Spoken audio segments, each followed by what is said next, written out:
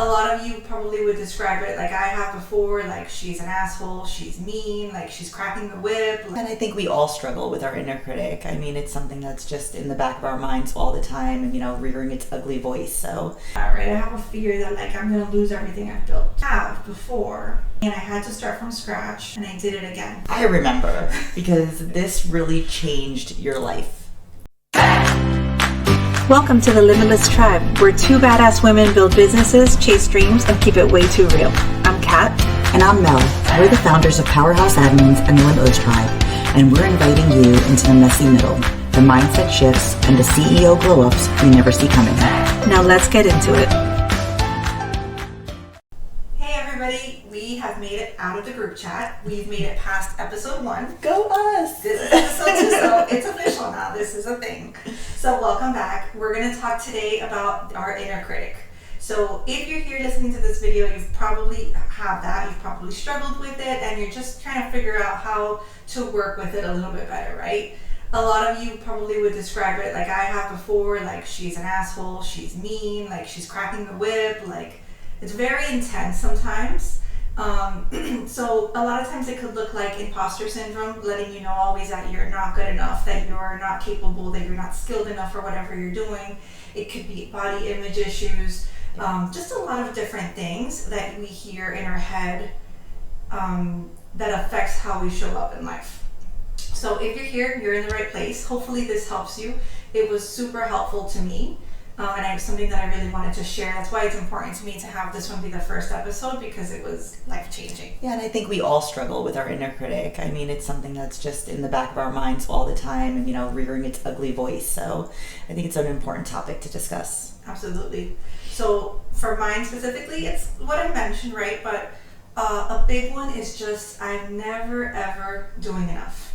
It's always has to be more. So when I'm working, I am overworking, I am over delivering, I am doing so much, and it may seem like a good thing, but it's not coming from a good place. It's coming because of fear, because I'm so scared that I'm not meeting expectations, that I'm not doing enough, or that I'm not capable for the role that I'm in. So I overwork and over deliver, and it does not matter how much, it's still not enough. Yeah.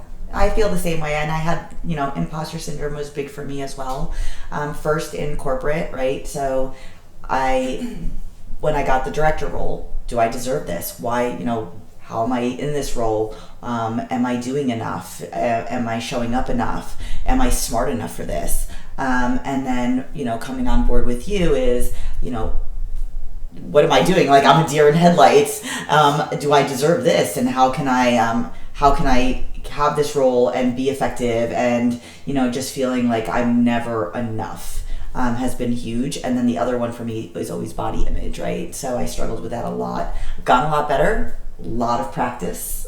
It is it is an obstacle, but it was always, I'm too fat, my legs are too big, and just critiquing every single piece of me, no matter how much I work out, how much I eat right, or whatever I'm doing. It's just never enough.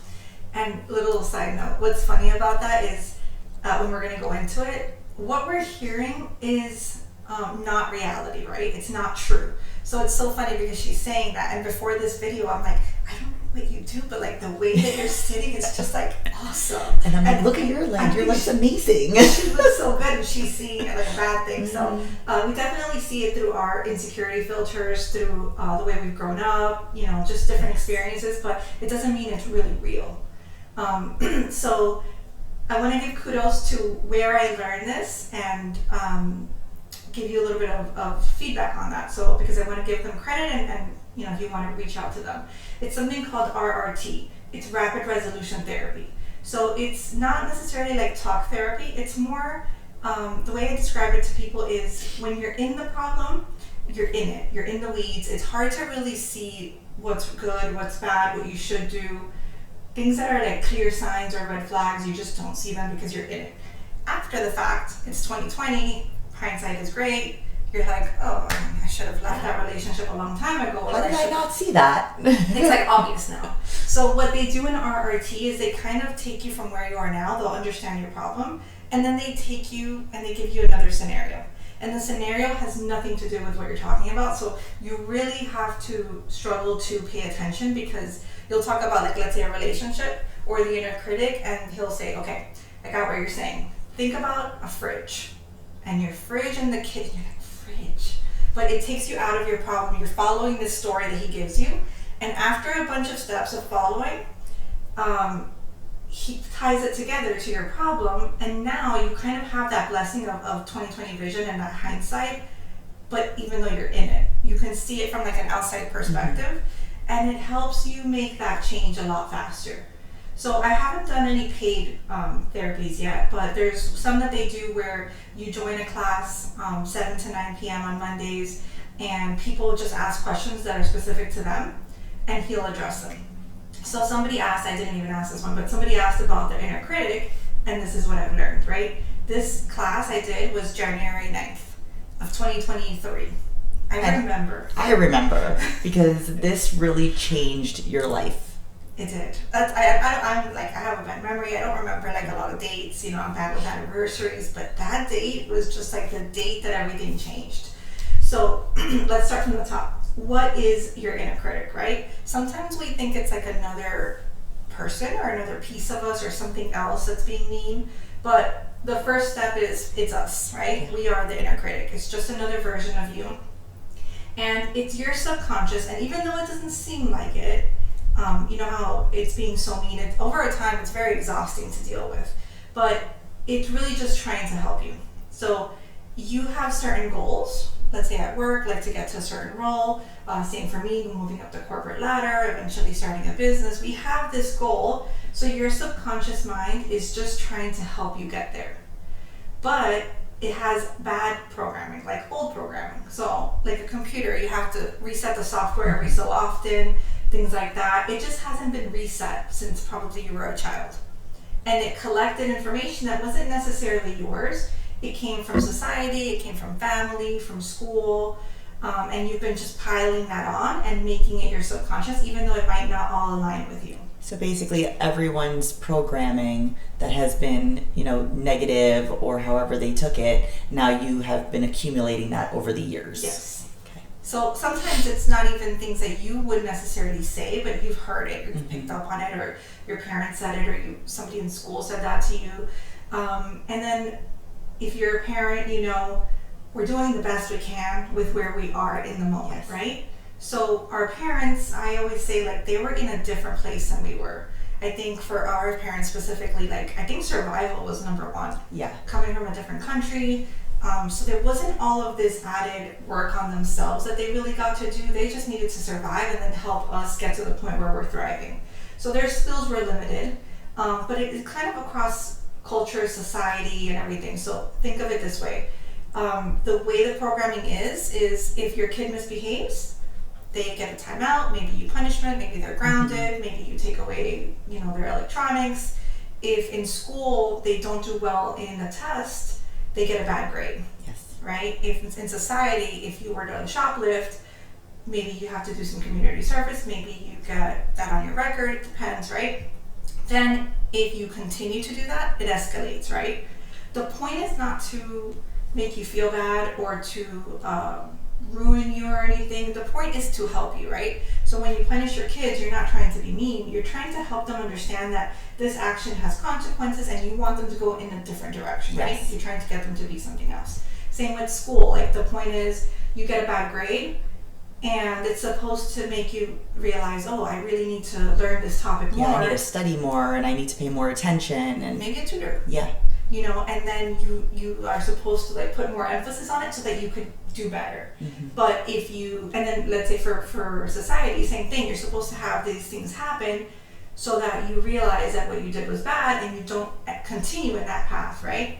But if you do, in personal life, the relationship gets a little tougher with your kids, they end up being grounded more often than not, then it becomes where the consequences don't matter anymore because they're just always grounded, yeah. Right? With school, if that test problem continues, now you might be failing the semester. Yeah. If left back. Yes, and it go just to summer escalates. School, whatever. Yeah. And the whole point is each time it's trying to be wake up, you need to go in the other direction because your goal is to do good in school. society, same thing. If you continue, you end up in jail, right? And the thought behind jail, I think the intention was to correct people's behavior and to make them better. But we know that that doesn't happen, right? Most of the time, because you might have had a small crime and now you end up in a place that is so negative with so many people that have maybe done worse crimes. So it's just negative on negative. And then you come out and then you a lot of times just end back in the same situation. Yes. For you now, that's just becomes, it wasn't like a one-time thing now. Yeah. Now you're just in this life, right? Because this is what you've been put into, right? So that's the old software. In the past, I don't know if you've had leaders also that are very negative and everything you do is wrong, and they don't ever give positive feedback. You know, I grew up with that method. Yes. And it's something that I try to still work on to make sure that I don't always lean to that path, because positive reinforcement is way more effective than negative reinforcement. Yes. And we see that time and time again, and even our own business, when you try to provide that positive reinforcement, positive feedback, and still, you know, you throw in what can be done better, I think the results end up being a lot better. Yes. So ultimately, the point is we want like a desired result, right? So with work, what we want is for that person to get better and to meet the expectations of whatever their role is, right? Usually you point out the negatives, maybe they go on a performance improvement plan, but if we could spin it in a way that's a little bit more positive, you still have to address the problems, but more like, you know, we can do this together. This is what we're going to put in place. We're going to practice these things going forward. That's going to help you be able to hit the role. I'll be here by your side. We're going to check in weekly. More of an empowering, like, yes, there's opportunities, but you can handle them. Yeah, the reason we're doing this is to make you better, to help you improve, to keep you in your role, not position in a way where, you know, you're doing terrible and we are ultimately trying to get rid of you. Yeah. And I think everybody's been in that situation sort of at some point, right? So how did you feel when you're in that situation where you feel like there's no coming out of it? You're doing pretty bad, you're on a PIP, and it doesn't really give you the energy to really come back strong and do what they've told you, because you just feel like a failure. Yeah, and you feel like they know, and yes. they you know, kind of just don't want to continue with you, right? So that's the old way, right? And we've seen it at work, and I think more recent years, especially like with the younger generation, we've seen that there needs to be like a different way to lead, right? Yes. And where I worked before, most of my team was young. So it's a different way to lead that is just so different. And I was able to do that and get really good results through like positively motivating the team, getting people promoted. But not everybody has that experience. Some people that are around our age, they have a hard time dealing with a younger group or younger employees. I think a lot of it is where you fall in your, you know, from the year you were born. Even if you're a millennial, sometimes there's older millennials, so then they gear towards more like the boomers, and sometimes you're a younger millennial and you gear towards more like the Gen Zs. I know, but I think we worked we've with worked on people, ourselves so too a lot. That too, but we worked, I think, with people that were a little bit younger, Yes. so then we had to adapt. Either you adapt or it's not going to work, right? So at work, there's been proof that positive reinforcement is going to get you better results, right? So back to what the inner critic is, right? The inner critic is trying to help you. It just is doing it on this old software of what it knows, right? It hasn't been brought up to the new ways of doing things. And it's not that it's a fact. It's more like it's panic, or it's trying to scare you into going in a different direction, but it doesn't mean that what it's saying is true, right? But another piece that I struggled with the inner critic that he said was, if you have that, there is a good chance that you are secretly like holding on to it on purpose. Like you complain about it, but you are keeping it there. So it's like a security blanket. Yes. So that took me a moment to really think about, because mine was so mean. It was hard for me to really think about, why would I keep this? Like, it's mean all the time, you know? So I realized after like really digging in that whip cracking and telling me that I'm not enough, that caused me to work so much harder.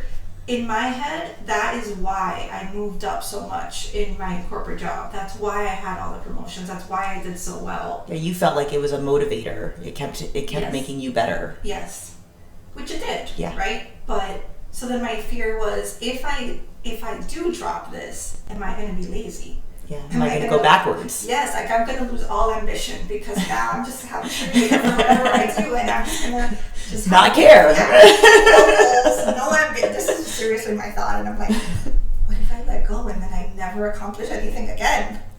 I really thought that because it did work, right? So it's not that it doesn't work. It does work sometimes, right? But it's exhausting at the same time. And some people, I think, like I used it and it did help me at work. It didn't help me for my health or my mental health, but work-wise it helped me. Yeah, it helps push you in a certain way, but right? I think some people, I think it would paralyze them. Yes. So that they wouldn't even try, right? Yeah. So realizing that it was me that was saying these things, but also me that was holding on to it, was a big part of it, accepting it, right? So, so fear of failure, that security blanket, like you said, perfectionism and control that we claim is a good thing, right? Another thing that we grew up with that I've realized is BS, right? Perfectionism is not the good thing we think it was. But this inner critic is almost like keeping us in line and keeping the control, right? Mm-hmm. So then the science behind it, like we were talking. Now this is the reprogramming, right? So the new software. The science says that positive reinforcement is going to get more results than negative reinforcement. It's a fact, it's been proven. It's being used more and more for people that can adapt and that are willing to try it, and they're going to see better results, right? So there's specifically a book called The Happiness Advantage. I read it in corporate, and he talks, I forgot the author, but he talks about that. And he talks about how spinning a situation turns it into something completely different.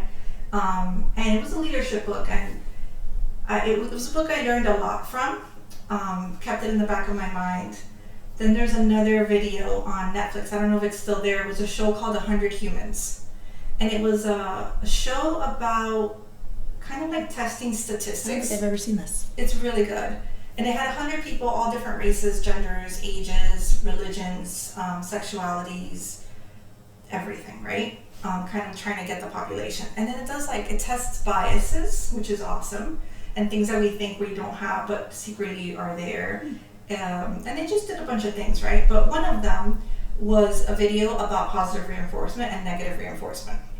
So it was a plate spinning competition. And nobody in this crowd has spun plates, right? So they come in the first day, and like, let's say me and you go up, and you are just a natural plate spinner. You've never done this, but you do it, perfect. and you're doing really good.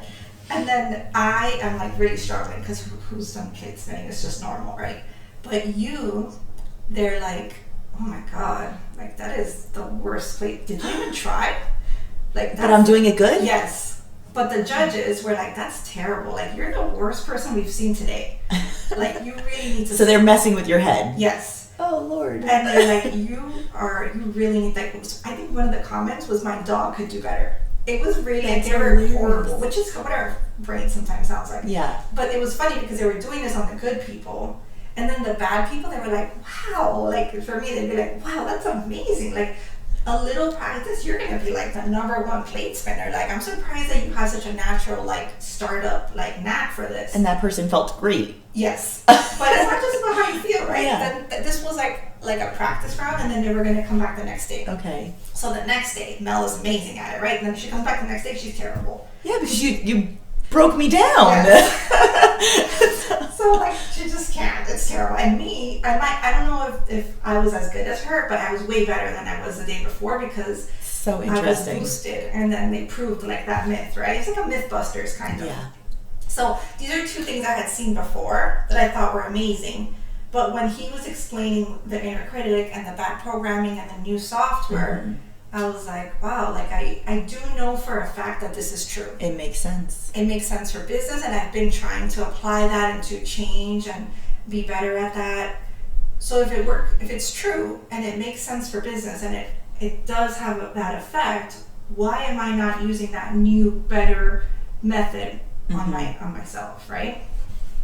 So it's knowing that the results that you're going to get from encouragement are going to be way better than the ones that you get from fear.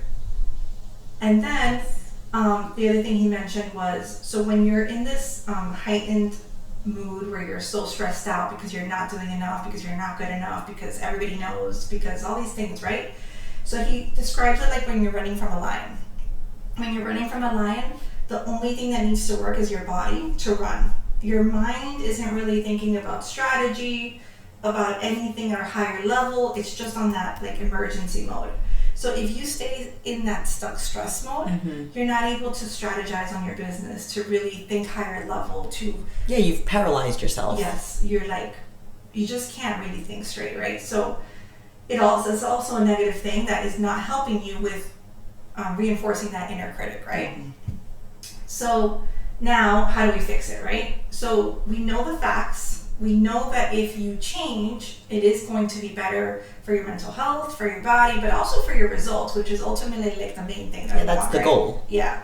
So it's rewiring it, right? So for me, understanding all of this and connecting all the dots that I had kind of seen before did a lot for me already.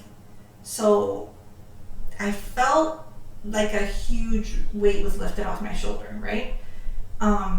And I'll tell you now, like a lot of things changed after that. But it's not a one-time fix, right? And everybody is also different. So the thoughts are still going to come up.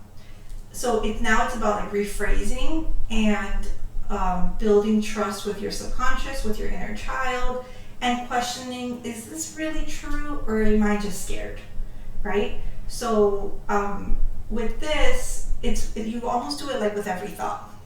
So for example, like what you were saying, Mel came from the medical industry, right? What we do is more like business management, administration.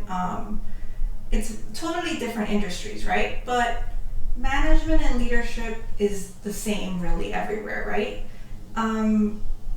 And she has crazy great work ethic. And I know from her past experience that she gets involved in everything, right? And she learns different departments, and she has stuff to contribute everywhere, right? So those are facts. Yes. Did that happen? Yes.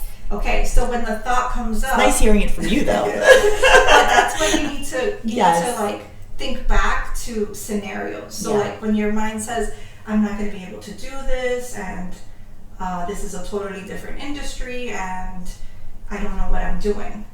Then you would think back, is that really true? I mean, I have worked different companies that were totally different. Yeah. You were in the same industry, but you did something totally different. Yeah, different here. departments, different companies, yes. Had to start from scratch and learn, and every place that you've been, you've excelled. Is that a fact? It's a fact. So when that stuff happens, I try to think back, am I a total failure? I mean, I excelled in the corporate world.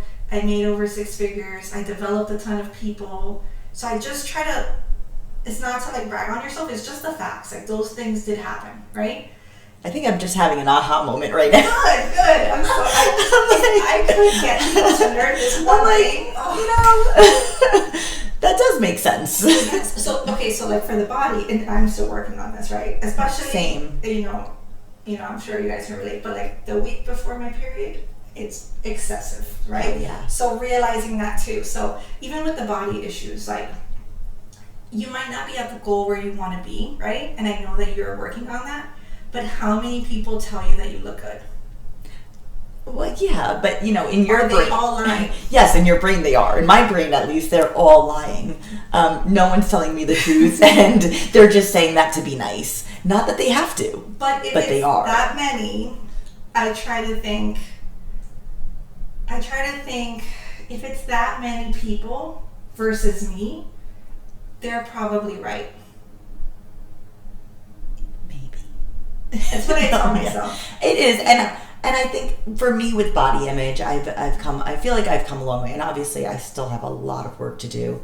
But I think it was just seeing my daughter struggle so much and knowing it was probably my fault, right? Because I took on a lot of that from my family and my parents and how they saw, body image and in themselves, and then passing that along to me, and then how I was brought up and how I saw myself, and I passed that along to her. So I have worked really hard to be cognizant of how I look at myself in the mirror, what the things that I say to myself, and it has helped. Reprogramming, when I look in the mirror and I immediately think, oh, my thighs are huge. Telling myself I'm beautiful. I'm really, my legs, they help me walk. They help me run, and they are looking. Yep, they are. Every day they work a little harder, and they are getting to where I want them to be. But we're looking good, and every day I just work on that because I feel like she's watching me now. She's struggled so much with her body and her image of herself. So I'm so. Anytime I pass a mirror, that's the first thing I say. Especially if she's around, I'm like, I look great today. And little by little, I feel like it's stuck. So like I say, there's still a lot of work to do there because it's a work in progress and it's never perfect. But just the practice of telling myself every day, like, oh, you look good today, or oh, that little love handle right there, it's looking great. It has, what makes us sexy and like a woman. It has helped. So I feel like practice is key at all of this. So what you're doing there is you're reprogramming and you're shifting the software, right? Because our parents, mine were similar, right? And I think, I don't know if it's all, but like Hispanics, there's a very big emphasis on beauty and how you look. So I think when they do that they're like, oh, your belly is like... Yeah, they think you're making it better for you, right? I think they genuinely feel they're trying to help you because the world is easier if you're fit, right? The world is easier if you're beautiful. You just get more things and it's just smoother in their head, So I think they're trying to help you show up as your best self by critiquing you or making you aware of the stuff that you already really know. And not realizing that they're tearing you down from the inside out. It just makes you feel worse. And that doesn't really inspire you to go work out. And what now makes you feel like you want to just lean into it, right? Mm-hmm. So I really feel like that stuff is breaking that generational stuff. And I know your daughter is working on it. So if you guys are able to really work on that and she's able to heal from that, if she were to have kids later on, it's like not passed on. Exactly. Yeah, I want to break that generational curse right there. Yeah. I don't want that to continue on in our family. I think that my daughter went a little bit the other direction because I had it, but it was more internal. I don't know if I did it a lot around her. I am more aware now because she's more body positive than I am. Yeah. So now I'm aware to make sure that I try to not say those things. But she's actually inspired me to be more accepting. So that's amazing. Yes, even though she may not be where she wants to be yet, she makes a point to wear a crop top and feel good in it and things like that. So I try to do that more and just embrace where I am now and wear something that I might want to wear even if I think it's not perfect. It's helped me open up to that. So you learn from your kids as well. But all of this is reprogramming. Yes. So just question everything if you have a fear, I don't know if you've had a situation where you've had to lose money or business and restart. So I have a little fear of that, right? I have a fear that I'm going to lose everything I've built, right? But I have before, and I had to start from scratch, and I did it again. So that has to, when those fears come up, I have to reinforce it and know that no matter what happens, I can rebuild it because the stuff to rebuild is inside of me. It's not it's not stuff. You're not a failure. You can do this, Yeah. So when the thoughts come up, question first, is this really true? Think about the facts that have happened in the past and then see if that's really true, right? The other part is your inner subconscious, your inner child. If it's anything like ours and maybe people that have that inner critic, it's just scared. And its number one job is to keep you as safe as possible. So starting a business is not safe, right? So it's going to tell you, maybe you don't want to do that, maybe you're not good enough, maybe you should just get a job, maybe that will be easier, it'll be better for your family, because its goal is to keep you safe, and it thinks that the best way to do that is going to be here. So that was another big piece for me, is when I feel that fear, is to kind of bring myself back to where I physically actually am. I am sitting in my beautiful house that I love, in my office for my home business, you know, I'm safe. I have a great husband. I have great friends. Like, I'm safe. I know that this seems scary. Maybe going to we go to networking events, which would scare us. But a networking event is not a lion. I'm not running from the lion. It's not going to bankrupt me. Yeah, what's the worst that can happen? It's just a safe event. It's okay. So it's almost like settling your own, like, inner child and, like, letting her know that this is not a scary situation that I need your help with to run from. But thank you so much for being scared, for worrying about me, and for caring about me. I appreciate it. Thank you for doing that. Keep doing that. But let me show you this new information that's out that's actually so much better. No, it's like a better way that you can help me, right? You, your inner child. And you just reinforce that safety a lot.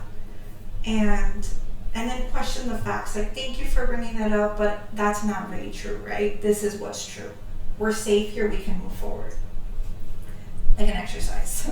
Over and over again.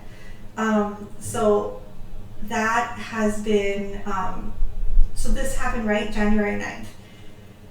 At that point, 2023, I was in a relationship. We weren't engaged or anything yet. I did start the business technically January 1st, officially, right? So I was only like 9 days in. And maybe a month in, I only had one admin. And I had a problem with the admin. They were, like, our admins, while they're working with a client, they can only work with that client. Like, because I feel like that intense need, like, if you give me 4 hours, I'm going to give you 4 hours plus of work. So you can do anything outside of that, but during those 4 hours, I need you to work with this client. And she was working another job at the same time. We have, like, this time tracker that can see what they're doing. It's not something I checked regularly, but her work decreased, like her quality of work. Yeah, and you want to make sure that the client is getting their money's worth. Yes. And that time it was like calling leads, and it just drastically dropped. So I'm like, how weird. So I looked at the tracker and I see that she's doing a whole other job. And it wasn't like a little, like, oh, just looked at a message. It was a lot, right? And what she was doing at that time, which we don't do as much anymore, it was dialing. And that's like a mindset thing. Like, you need to set different screens up, or like different browsers, and you need to be like in a right headspace. Yeah. So every time you disconnect to go to the other thing and come back, you have to realign all your pages and then reset. Mm-hmm. So it reduces the amount of time you're actually dialing. So I spoke to her.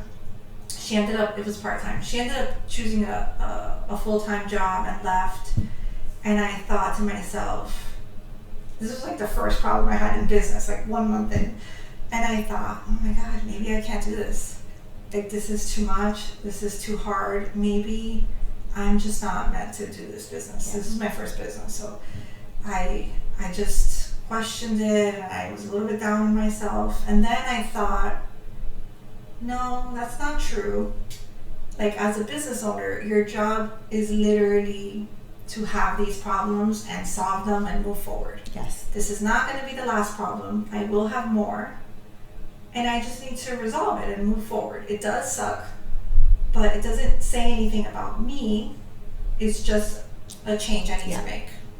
Part of business. Yes. And if that one little tweak, I feel like if I hadn't had that training that day and learned all these things, I don't know if I would have pushed past that point.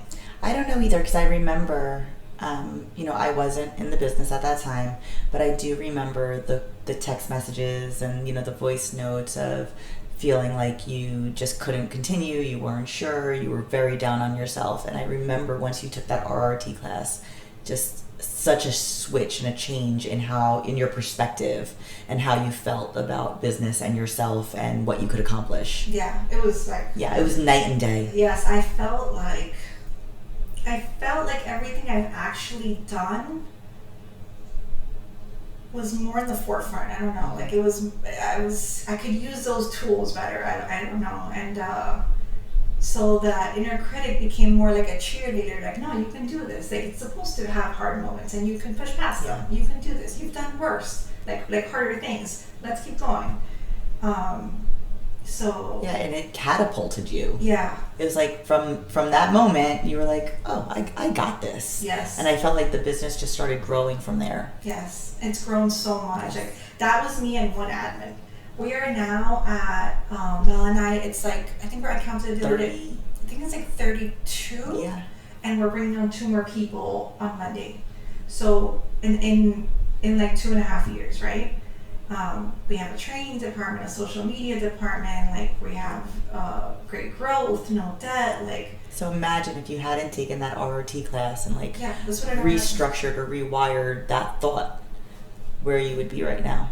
At a job. Yeah, it's Probably crazy miserable. to think about that, you know? Yes, and then you can go back and see all the times that did happen, because I've been an entrepreneur since I was 18, but I could never get past the initial phase because I'd get super excited, and I don't know if other people can relate, but I'm super excited. I would go down the rabbit hole and I would research everything. How many businesses Did did you register?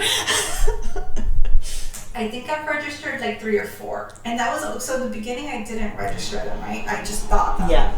And I would do all the, I had to create the logo, and then I would research about it. I was going to do a candle making business, a soap making business, a lot, lingerie.